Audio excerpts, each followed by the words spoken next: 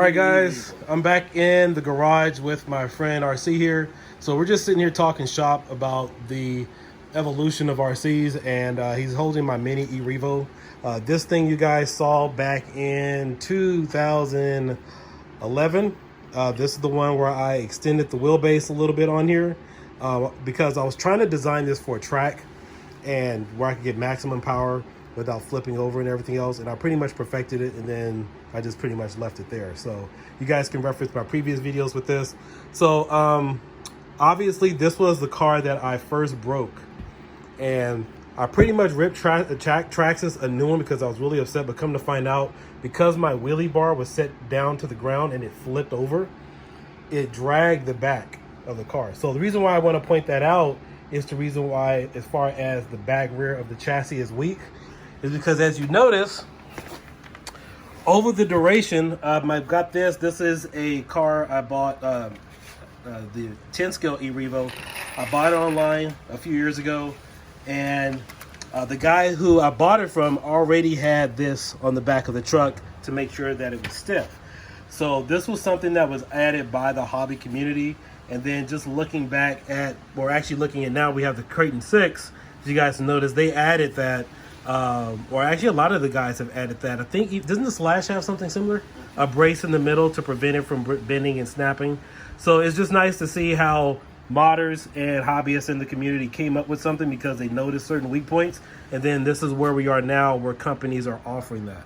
Obviously, all of my electronics are waterproof, salt waterproof. So again, I'm not sure if the Kraton 6S, how durable it is in water. I know it's not durable in salt water, but I can fix that in a jiffy. So and then of course we have the 8 scale Kyosho. I believe this was a Inferno or MP.77. I don't remember. The only way I could tell the difference is because of the arms, because those two models are really different. So RC, what do you think? So we got my cars here. You've pretty much ran all of them. Well, these are just some of the cars here. As we could see, someone was thinking a while back. Yep. And remind you guys, this was back in 2011. Yes. So we got the extra support here for the chassis, right? Which does help out. You go 9 to 10 years later, who's doing the same thing? True. On their stock. So it's all about customizing these RCs. You can start up with pretty much a blank, basic chassis, and might take a little time, but as time goes by, yeah, this is his car here. You can easily upgrade. Now, this is a basic XL5 Rustler. Little by little, we're adding little stuff to it. RPM carriers, you know, stuff like that. RPM shock tower, and yes, 8 scale motor. This truck is in the process of being upgraded slowly but surely. RPM front bumper, extra support. Just trying to knock out all the weak points. Had this bust on me, so I put the RPM.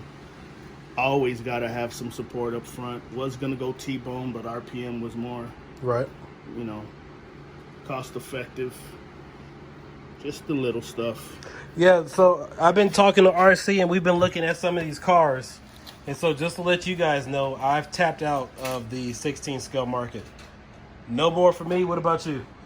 No 16. I'm going to stick to 10 and 8. Okay. As time goes on,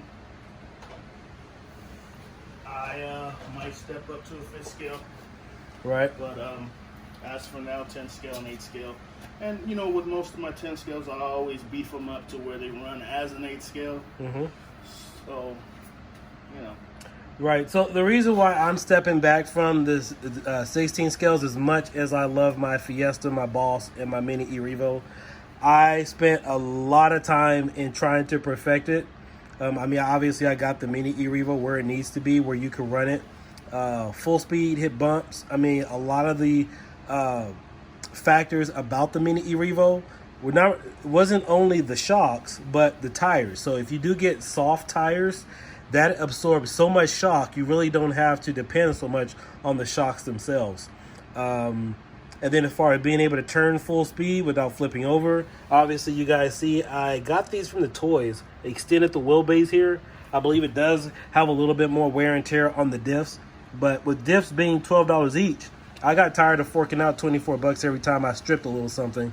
So that little stuff adds up every now and then, whereas opposed to you go ahead and get and I think I've invested about a little over $600 in this Mini Erevo because I run a 10 scale setup with the Mamba Max Pro. Obviously, I have a 3500 Valenian motor on this. I just have everything apart right now. So I have all that done. And it was just, I wouldn't say it was a money pit. My Traxxas Stampede was definitely a money pit. I mean, I was replacing crap in there left and right, and it still never ran the way I needed it to. Oh, that's what it was. I have these dual servos. So these are high-tech dual with metal gears in the servos. So upgraded those. And yeah, I think that was pretty much the last time I really messed with this car. But yeah, so I'm not in the 16 scale market anymore. I do have my $600 shelf queen, which is sitting right here behind me. That's the one I was talking about in a previous video. Love that car. It's never been ran anywhere. Still looks brand new, even though I assembled it 5 years ago. So, and then of course I have my Erevo 10 scale. Have that. Love it. So I'm solely sticking with 8 scale and 5th scale. The reason being is because when I go to a park or I'm personally running, I want to be able to see my car. You can't really do that too much with a 16 scale. No. You know, as far as being able, it's gone. Right, once it's gone, it's gone. So, and then even then with the X-Max, when we ran it at the park, if you guys have seen the DJI drone versus the X-Max video, it was a nice size to still be able to drive at a distance and you can still see it. So once it got out of sight, it looked like it was a 10 scale mini truck as opposed to a 5th scale. So in terms of size, it's really nice to be able to drive a car a distance and still have your eyesight on it and keep your eyes on it without, running into anything. So as we were talking earlier, we did touch on wings. So you can see this wing. That's the one I put on there from another buggy. A little donor wing. Yeah. But as you can see, Kraton's stock wing is pretty much a lot beefier and sexier than that. Yeah, so this, out of the box. Right, so originally I bought this wing for my 8 scale buggy, but it wouldn't fit on here for, I forgot the reason why it wouldn't fit. So that wing was supposed to go on this car. So the original wing for the Mini Erevo and the 10 scale Revo, it was trash because you crash it a couple of times or whatever, it turned upside down. I mean, it wasn't durable at all. I mean, it was pretty much ready to fall apart, and it looked like it did the car, or didn't do the car any justice. So this wing on the 6S Kraton looks exactly or almost similar to the one from the Revo. However, it's really durable. It's not plastic. It looks like it's carbon fiber or something. Nice, flexible wing. You don't want that brittle crap that's just going to crack on you as soon as it hits anything. Mm-hmm. So, yeah, Kraton is definitely up there with a lot of the top-notch scaled buggies. Do you think these tires will balloon the stock? Definitely. You think so? I think they will. With all that power going to be running through it, those batteries, they're going to balloon. They might not balloon as crazy, right, as the Traxxas tires will, but these will definitely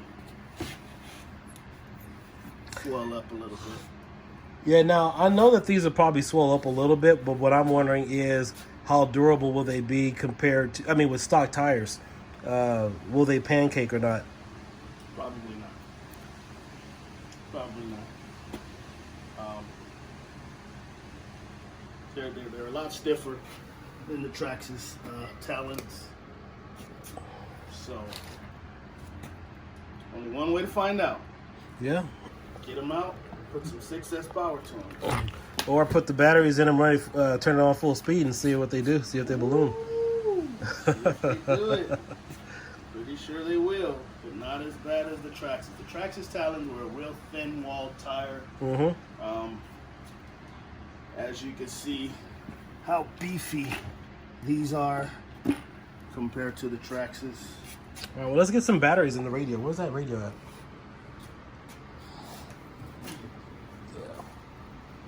Yeah, let's get some batteries in the radio. And I'm still looking for my Venom batteries. I have no idea where they are.